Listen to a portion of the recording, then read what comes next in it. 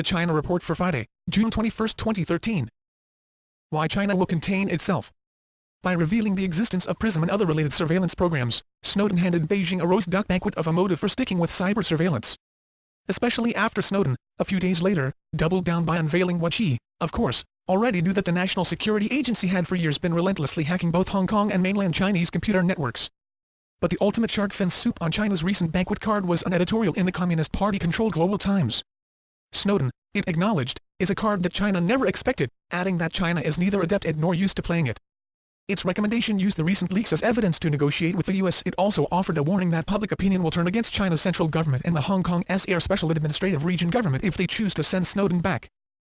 Can China's middle class spend the world out of recession? In January last year, China's National Bureau of Statistics announced that, for the first time, China's urban population had surpassed its rural population. It's a shift that has been happening at an incredible pace, with 200 million people leaving the countryside in the past decade alone. The exact scale and scope of the next phase is still being debated, but no one doubts China's new government intends to step up the mass migration yet another notch. There is little choice, the policymakers believe, because the old model of economic growth based on exports and big government spending has become unsustainable.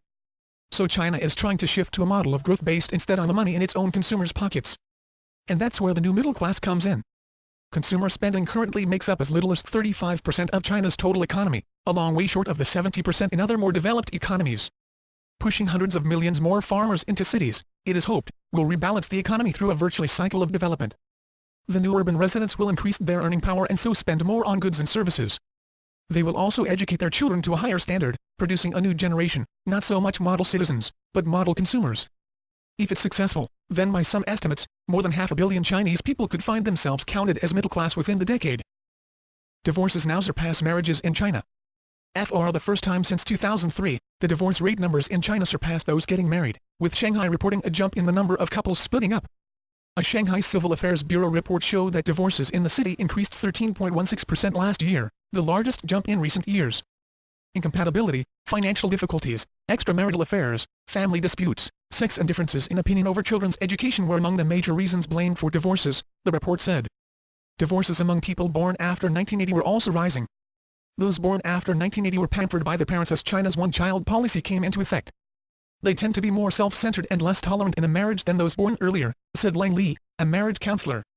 When disputes erupt, neither the husband nor the wife is willing to compromise because they grew up in a similar one-child policy environment, she said. So quarrels escalate into divorces, sometimes with parents' intervention.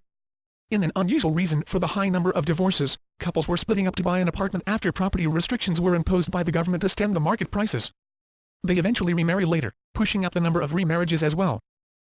That's the China Report for today. Zaijian.